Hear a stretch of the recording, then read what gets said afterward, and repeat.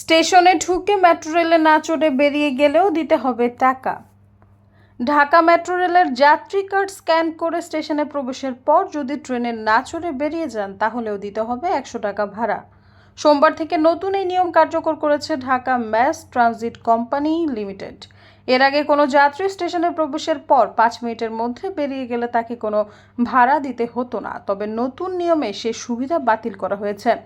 মঙ্গলবার সন্ধ্যায় রাজধানীর কারওয়ান বাজার মেট্রো স্টেশনে গিয়ে দেখা যায় স্টেশন এলাকায় এই সংক্রান্ত নোটিশ টাঙানো হয়েছে। নোটিশে লেখা রয়েছে, সম্মানিত যাত্রী সাধারণের অবগতির জন্য জানানো যাচ্ছে যে বর্তমানে একই স্টেশনে বিনা ভাড়ায় এন্ট্রি এক্সিট বন্ধ আছে। একই স্টেশনে এন্ট্রি করে এক্সিট করলে 100 টাকা ভাড়া কাটা হবে।